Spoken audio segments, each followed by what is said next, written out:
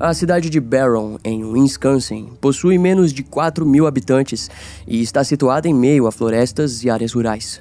Há muitos anos, a maior fábrica da região tem sido a fábrica de perus Jane O, empresa responsável pelo maior número de empregos locais. As residências ficam distantes umas das outras e os campos rurais ocupam grande parte do território. Assim, dificilmente um vizinho ouviria um pedido de socorro vindo de uma casa próxima. Além disso, Barron não é o tipo de cidade onde crimes violentos acontecem com frequência. Normalmente, a polícia local lida apenas com pequenos furtos ou delinquentes da região. No entanto, isso mudaria nas primeiras horas da madrugada do dia 15 de outubro de 2018, quando a família Kloss foi acordada pelos latidos de sua cadela Molly.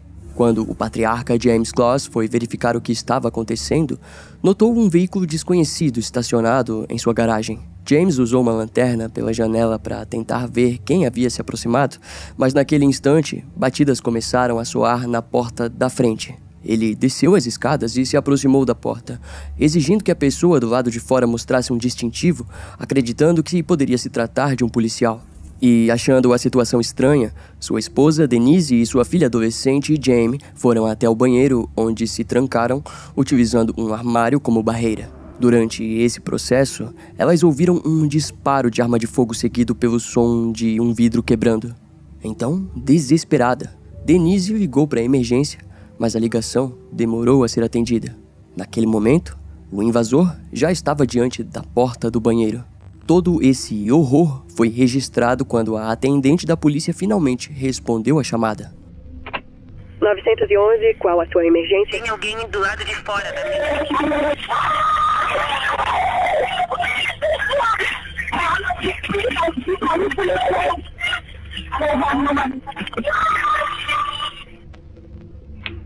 O operador da emergência não conseguiu entender exatamente o que estava acontecendo, mas imediatamente acionou o pedido de ajuda para os policiais mais próximos. Em menos de 5 minutos, viaturas já estavam chegando à residência.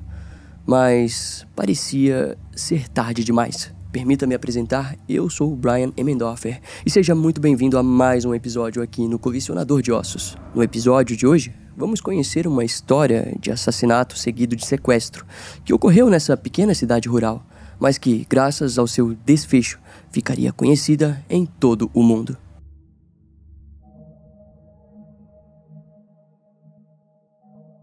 Quando o chamado foi feito, os policiais mais próximos a chegarem à residência foram James Presley, Eric Sedani e John Fick, todos membros do departamento do xerife do condado de Barron. Os 3 oficiais seguiram juntos em direção à casa e, no caminho, James observou um antigo Ford Taurus passando por eles na rodovia. Sem imaginarem a gravidade do chamado, nenhum deles suspeitou do veículo. Assim, prosseguiram até a residência, onde notaram algumas luzes acesas. O policial James Presley, então, caminhou pelos arredores e, ao observar a parte traseira da casa, viu uma luz acesa no andar superior. E enquanto isso, o policial Eric Sedani se dirigiu à porta da frente, mas teve dificuldade para enxergar com sua lanterna devido ao vidro embaçado da primeira porta. No entanto, ele notou que a porta interna, logo após a entrada, estava aberta e próximo a ela havia uma perna humana visível. Nos Estados Unidos, é comum que as casas tenham 2 portas, sendo a primeira uma barreira de segurança. Naquele momento, a operadora da emergência ainda não havia conseguido informar o que estava acontecendo. Tampouco poderia dizer quem havia feito a ligação. Contudo, era evidente que as pessoas daquela casa precisavam da ajuda da polícia. Embora tivessem se passado apenas 4 minutos desde a ligação, os 3 policiais perceberam que já poderia ser tarde demais. Na entrada da casa, Eric se deparou com o corpo de um homem aparentando ter cerca de 50 anos, já sem vida.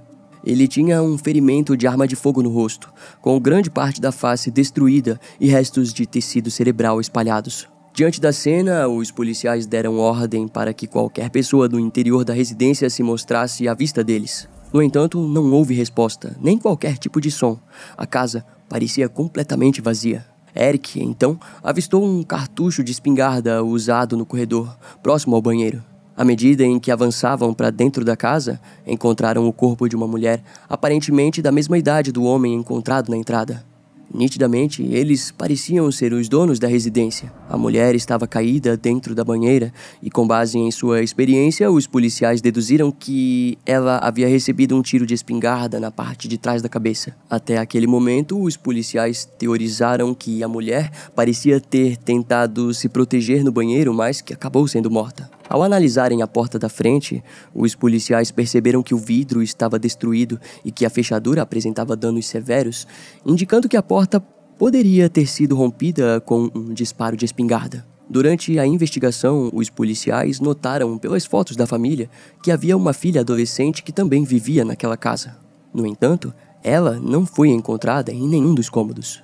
Inicialmente, acreditaram que a garota pudesse estar escondida, mas eventualmente nenhum vestígio de seu paradeiro foi descoberto. Na época, a cidade de Barron não estava acostumada a lidar com casos como aquele. Por isso, os primeiros investigadores especularam sobre o cenário mais comum em situações parecidas, imaginando que o homem poderia ter matado sua esposa e depois cometido suicídio. Contudo, essa teoria nem chegou a ser considerada por muito tempo, já que logo em seguida, a equipe forense e os próprios investigadores notaram que o homem morto estava desarmado. Além disso, o vidro da porta da frente, embora quebrado, apresentava indícios de que o disparo fatal havia sido feito de fora para dentro.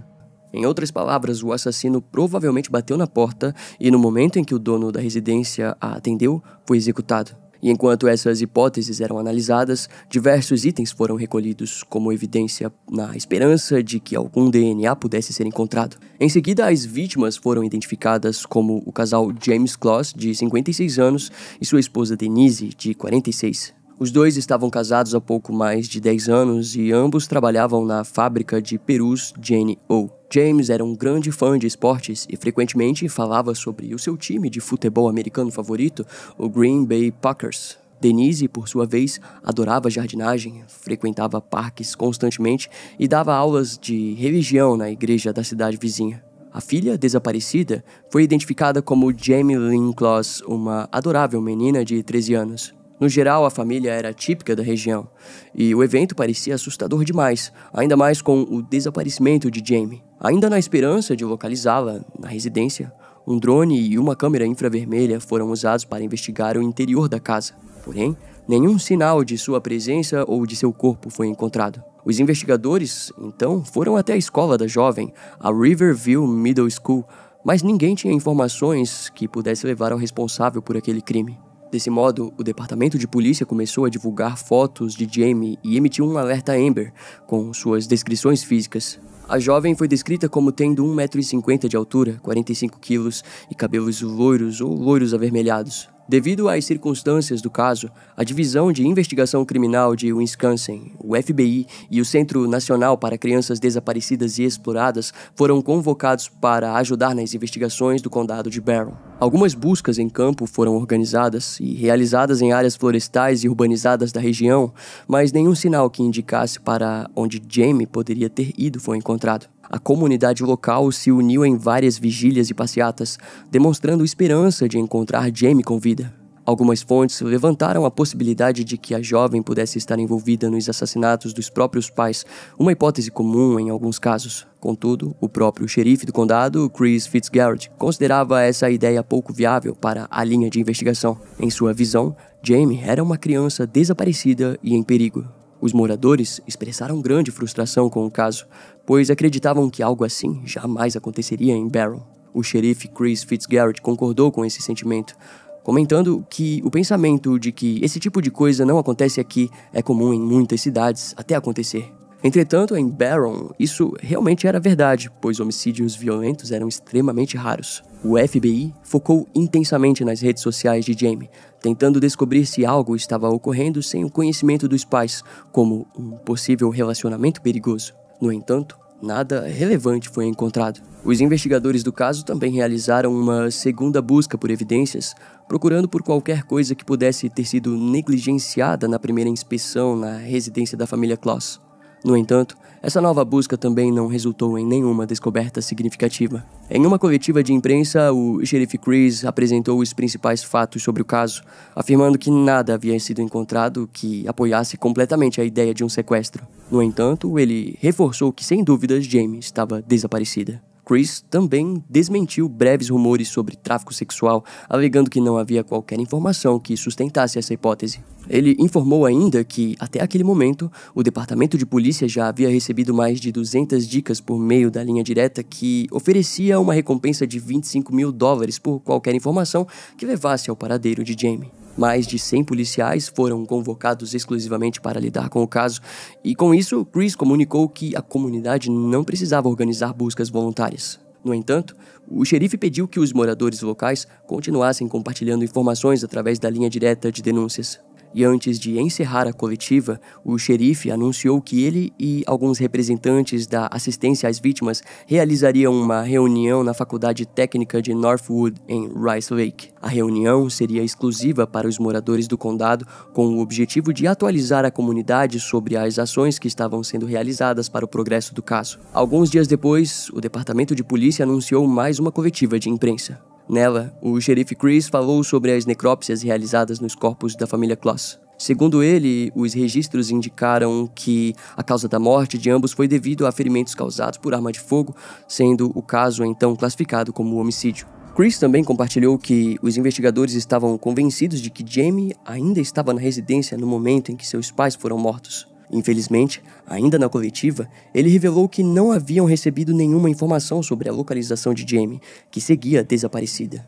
Novas buscas foram organizadas nos dias seguintes, com o objetivo de conduzir o que as autoridades chamaram de busca de rotina. Dessa vez, um grupo de 100 voluntários foi autorizado a participar, sendo necessário que todos apresentassem documentos de identificação com foto para se juntar às buscas. O grupo percorreu vários quilômetros na esperança de encontrar alguma pista, mas novamente nada foi descoberto. Em resposta, o FBI adicionou Jamie Kloss à lista dos principais casos de pessoas desaparecidas da agência. No dia 22 de outubro de 2018, o departamento do xerife anunciou que mais uma busca por evidências seria realizada na residência e na vizinhança dos Kloss. Eles afirmaram que se tratava de uma busca de rotina, mas, dessa vez, contaram com a ajuda de 2.000 voluntários que exploraram a vizinhança em massa. Posteriormente, o departamento de polícia realizou outra coletiva de imprensa, na qual foram compartilhadas ilustrações de 3 veículos que testemunhas relataram ter visto, incluindo os próprios policiais. Um dos veículos foi descrito como um Acura MDX preto, modelo de 2004 a 2010, ou um Ford Edge preto, modelo de 2006 a 2010. Outro veículo foi relatado como um Dodge Challenger vermelho ou laranja, modelo de 2008 a 2014. Todos esses veículos foram avistados na região da residência da família Kloss no momento dos homicídios, representando uma das primeiras pistas significativas do caso. O xerife Chris Fitzgerald pediu para que todas as pessoas que tivessem visto esses veículos ligassem para a linha de denúncias e compartilhassem qualquer informação relevante. E após esse apelo, mais de 1.400 dicas foram registradas na linha direta de denúncias. A recompensa por informações diretas sobre o paradeiro de Jamie foi aumentada de $25.000 para $50.000, após a empresa de Perus onde os Kloss trabalhavam doar outros $25.000. O progresso, no entanto, seguiu de forma lenta, até que no dia 29 de outubro ocorreu um roubo na residência das vítimas. De acordo com informações da polícia, um homem chamado Kyle Jenkins invadiu a casa de madrugada e furtou alguns itens. Na época, a polícia havia instalado câmeras de movimento na residência e conseguiu flagrá-lo. Assim que Kyle saiu da casa, as viaturas chegaram ao local e o prenderam. Em depoimento, ele admitiu ter invadido o local para pegar itens que, segundo ele, ninguém sentiria falta. Aparentemente, Kyle trabalhou brevemente na mesma empresa que a família, mas negou conhecer qualquer um dos Kloss. Com ele, os investigadores encontraram 2 regatas de Jamie, roupas íntimas e um vestido da adolescente. Quando questionado, Kyle informou que tinha curiosidade em saber o tamanho das roupas que Jamie usava. Os investigadores ficaram atentos com ele, mas não encontraram nada que ligasse o homem diretamente com o caso. Embora fosse um sujeito peculiar, Kyle foi inocentado de qualquer suspeita e considerado apenas um homem inconveniente e sem integridade. E desse modo, o ano de 2018 já estava chegando ao fim. No dia 12 de dezembro, a cidade montou a iluminação de uma árvore de esperança em frente à Riverview Middle School, em homenagem à família Kloss, na esperança de encontrar Jamie viva. Dedicada a Jamie e seus pais, a árvore foi decorada com luzes azuis, verdes e brancas e ficava posicionada do lado de fora da escola. Ela foi enfeitada pelos alunos e colegas de Jamie com ornamentos artesanais. Os membros da comunidade se reuniram para cantar e rezar juntos, enquanto ouviam o xerife Chris Fitzgerald falar sobre o caso. Além disso, o chefe de James e Denise também fez um discurso, compartilhando memórias e palavras sobre o casal. A noite contou ainda com declarações da família Kloss, que lamentava a morte violenta de James e Denise e o desaparecimento de Jamie. Um grupo de estudantes e parentes soltou lanternas no céu, simbolizando James, Denise e Jamie. Naquela altura das buscas, o departamento do xerife anunciou que estava desenvolvendo medidas para manter o Centro de Operações de Emergência ativo 24 horas por dia e 7 dias por semana, visando intensificar os esforços nas investigações. Em resposta, a comunidade, em um gesto significativo, enviou alimentos para os policiais que trabalhavam dia e noite para encontrar Jamie, analisando e reexaminando as mais de 2.000 pistas recebidas no caso. A cidade inteira se uniu em uma onda de apoio.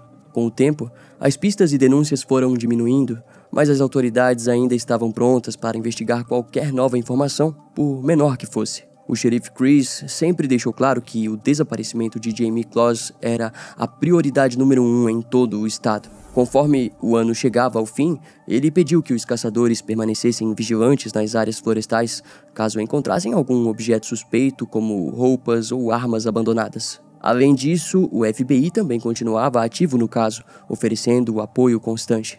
E assim, o Natal passou, envolto em um tom sombrio na cidade de Barron. Os parentes de Jamie não tinham a jovem para presentear, mas mantinham a esperança de que ela retornaria e, por isso, encheram o pé da árvore de Natal com presentes. A confiança e a esperança no trabalho policial e em um desfecho feliz eram tão grandes que, de alguma maneira, o milagre aconteceu.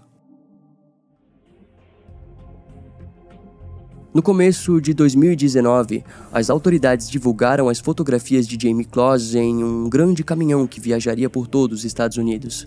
O objetivo era ampliar o alcance do caso para que mais pessoas ficassem cientes do rosto da jovem. Para o xerife, essa era uma excelente tentativa de encontrar pessoas dispostas a ajudar nas investigações. Além das fotos, o veículo exibia informações sobre como as pessoas poderiam enviar dicas ao departamento do xerife. Nesse meio tempo, uma foto começou a circular no Facebook como um rumor de estar relacionada ao caso. Na imagem, era possível ver um homem com uma jovem parecida com Jamie. Os investigadores rastrearam intensamente a origem da fotografia e procuraram pelo homem, mas não encontraram nada que o ligasse ao caso. Alguns dias depois, houve uma movimentação das autoridades perto da região do condado de Walworth. Rumores na imprensa indicavam que algo havia sido encontrado.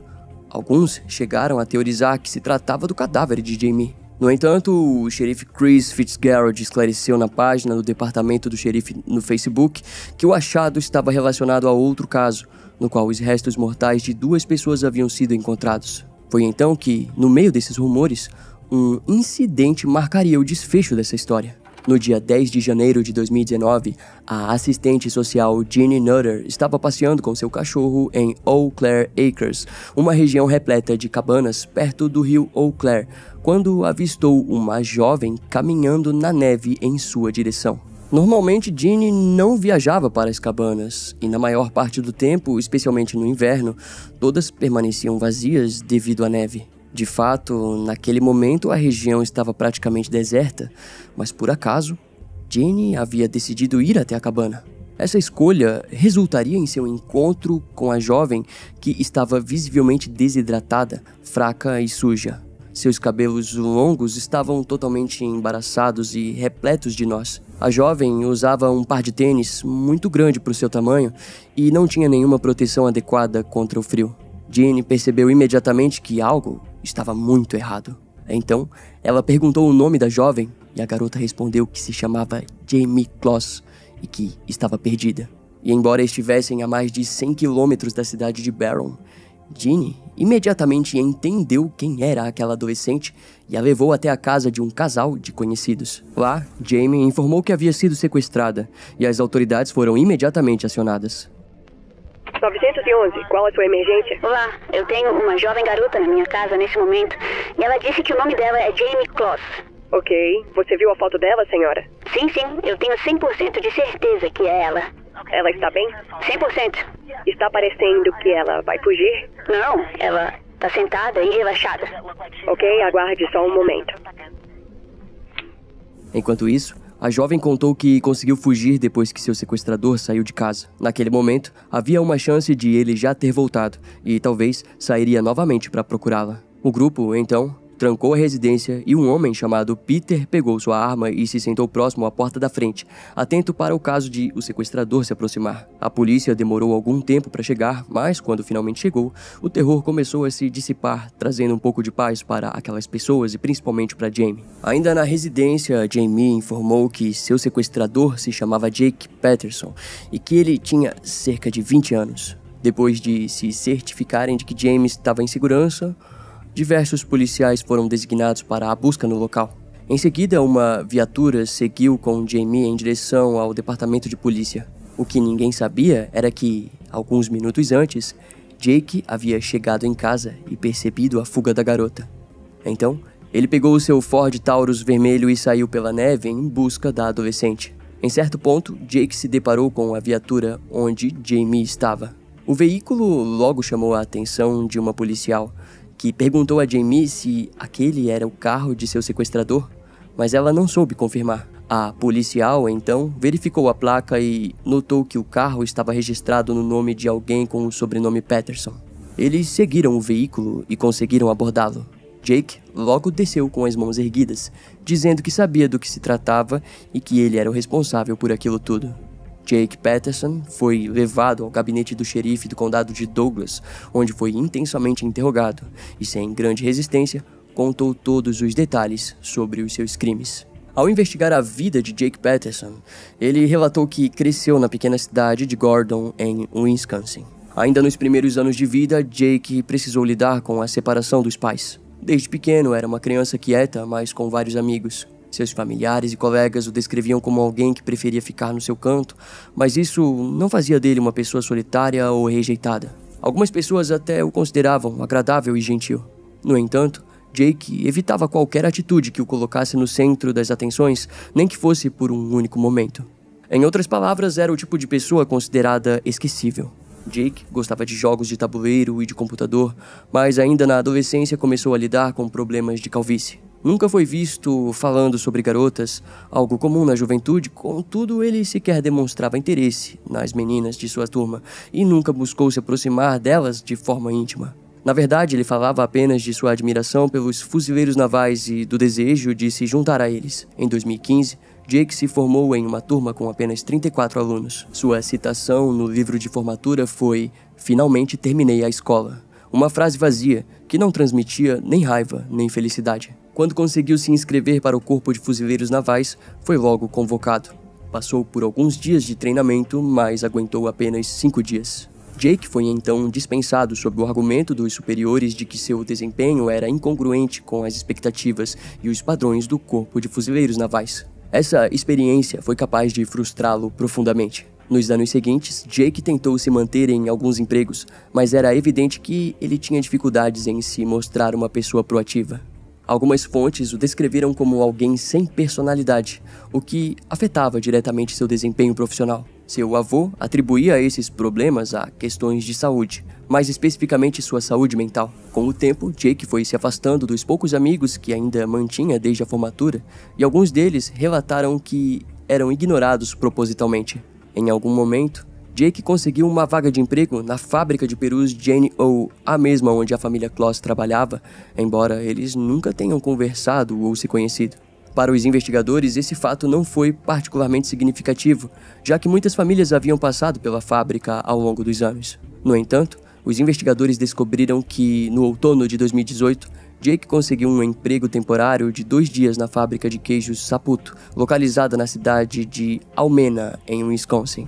Em um desses dias, ao retornar para sua casa na cidade de Barron, ele se deparou com um veículo escolar à sua frente. O ônibus parou para pegar algumas crianças, e uma delas era Jamie Kloss, que saía de sua casa e caminhava em direção ao transporte escolar. Jake confessaria que, naquela fase de sua vida, já fantasiava em sequestrar uma garota jovem. Porém, ao avistar Jamie, ele sentiu que era a pessoa que deveria levar consigo. De maneira impulsiva, Jake foi, certa noite, até a residência da família Kloss, mas percebeu que havia muita movimentação dentro da casa. Temendo ser visto caso invadisse a residência, ele decidiu desistir naquela ocasião. Algum tempo depois, em uma segunda tentativa, Jake novamente foi frustrado pela presença dos pais de Jamie. Ele alegou que não havia premeditado o crime. De fato, as duas primeiras tentativas pareceram impulsivas, mas a promotoria analisaria esses eventos mais tarde. Logo após essa segunda tentativa, o criminoso começou a comprar vários itens específicos. Sua primeira aquisição foi uma máscara de esqui. Em seguida, ele raspou a cabeça e todos os pelos faciais para evitar deixar qualquer tipo de evidência de DNA na residência. Jake, então, pesquisou sobre os tipos de armas que poderia usar e decidiu comprar uma espingarda calibre 12.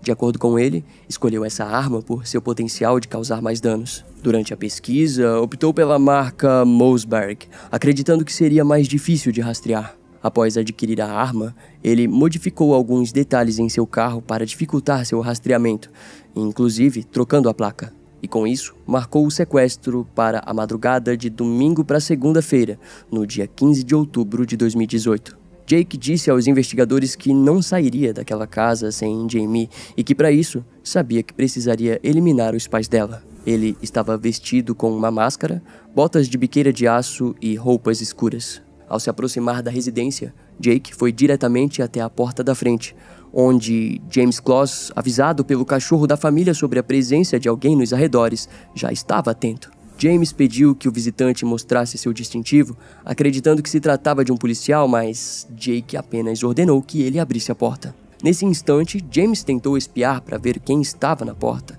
e aproveitando a oportunidade, Jake mirou e disparou em seu rosto, matando o homem na hora. Em seguida, Jake atirou contra a fechadura da porta para conseguir entrar. Já dentro da casa, ele chutou várias portas na busca por Jamie, mas não a encontrou de imediato. Ao chegar à porta do banheiro e chutá-la, percebeu que continuava fechada. Jake, então, arrombou a porta e, ao puxar a cortina do chuveiro, encontrou Jamie e sua mãe, Denise, escondidas. Jake ordenou que Denise tapasse a boca da filha com fita adesiva. Irritado com a maneira como ela estava fazendo aquilo, decidiu tomar o controle e fez ele mesmo. Logo em seguida, pegou a espingarda e executou Denise na frente de Jamie. Então, Jake agarrou a adolescente e os dois passaram por cima do sangue derramado no momento da morte de James. Por fim, ele forçou Jamie a entrar no porta-malas do carro e fugiu. Enquanto isso, as autoridades já haviam sido acionadas e durante sua fuga, Jake cedeu espaço na estrada para que as viaturas passassem sem suspeitar dele. O sujeito dirigiu por longas 2 horas até chegarem à cidade de Gordon, onde ficava a cabana onde ele morava com o pai. Logo após chegarem, Jake queimou todas as roupas de Jamie, bem como suas próprias luvas e a fita adesiva usada. Em seguida, deu para a adolescente um par de pijamas de sua irmã e preparou um espaço para que ela ficasse debaixo de sua cama. Jake obrigava Jamie a permanecer escondida ali, cobrindo as laterais da cama com pesos e bolsas pesadas. Quase o tempo todo, ele a ameaçava para mantê-la obediente. Ainda assim, Jamie tentou fugir pelo menos 2 vezes e Jake reagiu de forma violenta. Em uma dessas tentativas, ele a golpeou fortemente nas costas. Segundo Jamie, a agressão foi extremamente dolorosa. Quando não era ameaçada, era forçada a conversar com Jake. Jamie contou que eles falavam sobre vários assuntos, mas nunca sobre os assassinatos de seus pais ou seu sequestro. Jake confessou aos investigadores que, após 2 semanas sem qualquer vestígio da presença de policiais, começou a acreditar que sairia impune. Do seu ponto de vista, a completa falta de ligação entre ele e Jamie tornava a investigação complexa e praticamente impossível de resolver. Sua confiança cresceu tanto que Jake recolocou a placa original em seu carro e, aos poucos, retomou sua vida normal. No Natal de 2018, ele foi jantar com sua família na casa dos avós, enquanto Jamie permanecia presa debaixo de sua cama por horas, sem comida ou água. O pai de Jake o visitava todos os sábados, mas jamais ouviu os gritos de Jamie e os outros familiares respeitavam a privacidade do quarto dele. Jake costumava aumentar o volume da música para abafar os gritos de Jamie, além de ameaçá-la constantemente, ao ponto de ela desistir de gritar. Curiosamente, A família de Jake relatou em depoimento que não notou nenhuma mudança em seu comportamento durante aqueles dias. Nada parecia diferente e nada indicava que ele escondia algo no quarto. Por isso, sua confiança continuou crescendo e em janeiro de 2019, Jake decidiu se candidatar a um emprego em uma distribuidora de bebidas alcoólicas na cidade de Superior, em Wisconsin. Quando os investigadores tiveram acesso à sua inscrição, viram que Jake se descreveu como um jovem honesto e trabalhador. Enquanto isso, Jamie reuniu todas as suas forças para empurrar os objetos que a aprisionavam e fugiu da casa. Após a prisão de Jake, a tia de Jamie, Jennifer Smith, conseguiu sua guarda e imediatamente a empresa onde seus pais trabalhavam ofereceu à garota um prêmio de $25 mil, alegando que Jamie se resgatou sozinha e que merecia essa recompensa. De fato, embora as autoridades locais tenham trabalhado arduamente para encontrá-la, foi apenas devido à sua força de vontade e coragem para enfrentar as possíveis consequências de uma tentativa de fuga que Jamie conseguiu se libertar de seu sequestrador. Jamie Kloss rapidamente foi descrita como uma verdadeira heroína, um final feliz em meio a toda a tragédia. No início de 2019, Jake Peterson compareceu pela primeira vez ao tribunal do condado de Barron. Ele foi formalmente acusado em 2 acusações de homicídio doloso de primeiro grau. Além disso, enfrentou uma acusação de sequestro e outra de roubo à mão armada. Sua fiança foi fixada no valor de $5 milhões. Mais tarde, o criminoso decidiu renunciar ao seu direito de realizar um exame preliminar. Esse procedimento é geralmente utilizado para determinar se existem evidências suficientes para justificar um julgamento. Em março de 2019, Jake escreveu uma carta a um jornalista da emissora KARE-1 News de Minneapolis. Nessa correspondência, ele respondeu a algumas perguntas que o repórter havia feito em uma carta anterior. Em uma de suas respostas, Jake manifestou a intenção de se declarar culpado, justificando que não queria que Jamie e sua família se preocupassem com a realização de um julgamento. Além disso, ele negou as alegações feitas pela promotoria de que os assassinatos e o sequestro tivessem sido premeditados. Do ponto de vista de Jake, ele não se considerava um assassino em série e afirmou que tudo aconteceu por um impulso. Ele também declarou estar arrependido de ter machucado Jamie. No verso da carta, ele escreveu uma frase pedindo desculpas diretamente a Jamie.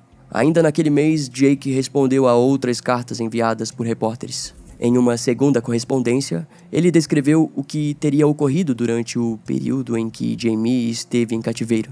Jake relatou que ambos assistiam à televisão, jogavam jogos de tabuleiro, conversavam sobre diversos assuntos, cozinhavam juntos e dormiam juntos. Apesar de todo o horror, Jake alegou que não teve coragem de ir além disso com Jamie, dizendo que não abusou da garota. No final de março, Jake compareceu novamente ao tribunal, onde se declarou culpado de todas as acusações. A promotoria, por sua vez, resolveu não prosseguir com acusações adicionais relacionadas aos eventos que podem ter ocorrido no cativeiro. Essa decisão foi tomada para evitar submeter Jamie Kloss a interrogatórios exaustivos, além de considerarem que já possuíam evidências suficientes para garantir uma sentença de prisão perpétua. Antes de deixar o tribunal, Jake gritou "Tchau, Jamie" para uma das câmeras do recinto, aparentemente acreditando que ela estaria assistindo ao julgamento. Alguns dias depois, Jake foi condenado à prisão perpétua, sem direito à liberdade condicional. Na audiência de sentença, a família Kloss fez várias declarações emocionantes. O advogado da família leu uma declaração em nome de Jamie, na qual ela expressava que seus pais eram as pessoas mais importantes de sua vida. Ela afirmou que Jake havia tirado ambos de forma brutal, deixando-a para sempre marcada por uma memória horrível. Além disso, Jamie descreveu o quão difícil tem sido retornar à vida cotidiana, pois ela ainda não se sente segura. Por outro lado, concluiu sua declaração afirmando que, embora Jake acreditasse que poderia possuí-la, ele estava enganado. Ela pediu ao juiz que o condenasse à prisão perpétua para que nunca mais pudesse machucar ninguém. Os advogados de defesa de Jake tentaram argumentar em favor de uma sentença de prisão perpétua com possibilidade de liberdade condicional. Em resposta, o juiz rebateu, destacando que uma sentença branda seria incoerente, considerando que Jake Peterson não apresentava nenhum diagnóstico de comportamento psicopático ou transtorno mental. Dessa forma, Jake foi condenado à pena máxima, prisão perpétua pelos homicídios, somada a mais 40 anos de reclusão pela acusação de sequestro. Em junho daquele ano, Jake foi oficialmente registrado como criminoso sexual, pois apesar de não haver o crime sexual, Jake provavelmente violou uma lei contida nessa categoria de natureza sexual. No mês seguinte, ele foi transferido para uma prisão localizada no estado do Novo México. Lá, acabou se envolvendo em uma briga com outro detento. Aparentemente, a briga começou porque o outro detento disse para Jake que o lugar dele não era ali e que ele deveria sair daquela área por conta dos crimes que cometeu. Nos anos seguintes ao julgamento, a residência onde os homicídios ocorreram foi demolida e Jamie passou a viver com sua tia e tio. De acordo com o advogado da família, em uma entrevista, Jamie passou o primeiro ano após os acontecimentos se reconectando com amigos e celebrando momentos importantes ao lado de seus familiares. Nesse período, Jamie foi homenageada como uma heroína de sua cidade natal pelos legisladores estaduais de Wisconsin. Atualmente, Jamie continua sua vida dedicando-se a ajudar e defender casos de crianças desaparecidas. Ela utiliza sua voz para divulgar esses casos e conscientizar o público sobre os perigos dos sequestros infantis. Essa luta é especialmente relevante, pois embora o caso de Jamie tenha recebido ampla cobertura, o estado de Wisconsin possui uma longa história de desaparecimentos infantis que ainda assombra as comunidades. Desde a década de 1950, o estado presenciou casos que permanecem sem solução até hoje, como o desaparecimento de Evelyn Hartley, uma adolescente de 14 anos, ocorrido em 1953. Evelyn, residente da La Crosse, desapareceu enquanto trabalhava como babá na casa de um amigo da família. O que começou como uma noite comum para Evelyn transformou-se rapidamente em um mistério angustiante. Quando o pai da jovem percebeu que ela estava demorando para retornar do trabalho, decidiu ir pessoalmente até a residência onde ela deveria estar. Ao chegar, encontrou as portas trancadas, o rádio e as luzes ligadas e diversos itens espalhados por toda a casa. Na sala de estar, os móveis haviam sido deslocados para posições diferentes, assim como os livros escolares de Evelyn. Além disso, ele encontrou os sapatos da filha em cômodos distintos, bem como os óculos dela quebrados em outro local da casa.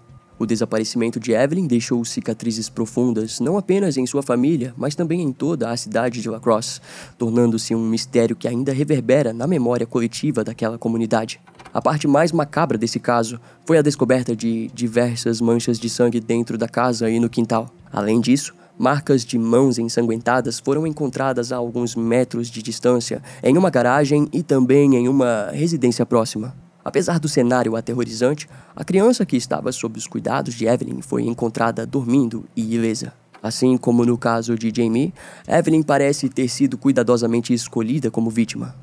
O responsável pelo seu desaparecimento parecia ter como objetivo exclusivamente ela. A teoria inicial sugeria que o criminoso a levou pelo quintal, mas que encontrou dificuldades para se locomover enquanto carregava o corpo até alcançar seu carro. Posteriormente, diversas peças de roupa, algumas manchadas de sangue, foram localizadas em diferentes pontos. Os exames realizados confirmaram que o sangue presente nas roupas era de Evelyn. O desaparecimento de Evelyn desencadeou uma das maiores buscas já realizadas na história de Wisconsin, envolvendo autoridades e voluntários. No entanto, ela jamais foi encontrada e seu paradeiro permanece desconhecido até hoje. Casos como o de Evelyn são emblemáticos de uma época em que as ferramentas tecnológicas disponíveis para investigações criminais eram extremamente limitadas. Atualmente, recursos como análises de DNA, rastreamento digital e colaborações interestaduais e internacionais são pilares das investigações modernas. Entretanto, os predadores também evoluíram. Hoje, os pais enfrentam novos perigos, representados por criminosos que utilizam plataformas digitais para se aproximarem de jovens vulneráveis. A internet tornou-se um terreno fértil para predadores sofisticados que se fazem passar por amigos, colegas ou figuras de confiança para ganhar a confiança de suas vítimas. Um caso amplamente conhecido que ilustra esse perigo é o de Alicia Kovacevic, uma adolescente de 13 anos que foi manipulada por um indivíduo em um bate-papo do Yahoo. Alicia acabou sendo convencida a se encontrar com a pessoa por detrás do perfil. No entanto, ao conhecê-lo, ela foi sequestrada e levada a um cativeiro, onde foi algemada, violentada sexualmente e torturada no calabouço de um porão. O criminoso ainda filmou os atos e os transmitiu ao vivo pela internet. Por sorte, alguns dias depois, o FBI conseguiu resgatá-la. O sequestrador, Scott William Tyree, foi preso e condenado a quase 20 anos de prisão. No entanto, ele foi liberado após cumprir parte da pena, gerando debates sobre a adequação das sentenças para crimes desse tipo. O caso de Alicia tornou-se um marco na conscientização sobre os perigos da internet. Sua repercussão impulsionou o aumento das medidas de segurança online, tanto por parte das famílias quanto das autoridades, com o objetivo de proteger jovens de predadores digitais. Além disso, o programa Alerta Amber tornou-se um grande aliado no combate ao sequestro de crianças, frequentemente salvando-as de serem levadas para destinos ainda mais terríveis.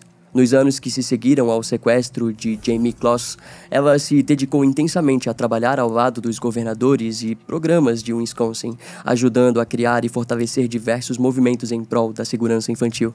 Um dos resultados mais notáveis desse esforço foi a criação da Central de Wisconsin para crianças e adultos desaparecidos e explorados. Este centro atua como uma base de informações e suporte para famílias, oferecendo orientações práticas sobre prevenção e mantendo registros detalhados de desaparecimentos no estado. Ainda assim, a luta contra predadores está longe de acabar. A cada novo avanço alcançado, novos desafios emergem. E a natureza adaptável dos predadores exige que a sociedade e as autoridades desenvolvam abordagens igualmente dinâmicas. O caso de hoje evidenciou como a obsessão de Jake Peterson o levou a ignorar completamente as consequências de suas ações. Jake invadiu a casa pela porta da frente, decidido a tomar o que em sua mente pertencia exclusivamente a ele, Jamie Kloss. Para alcançar seu objetivo, ele não hesitou em cometer atos extremos, executando os pais da garota diante dela. Alguns minutos a mais poderiam ter resultado em sua prisão imediata, mas nada disso parecia importar para ele. Mentes como a de Jake são profundamente imprevisíveis e perigosas, o que reforça a importância de conscientizar a sociedade sobre a existência de predadores como ele. E embora a conscientização por si só talvez não seja suficiente para detê-los completamente, ela pode ao menos dar às pessoas uma chance maior de sobreviverem a situações tão extremas.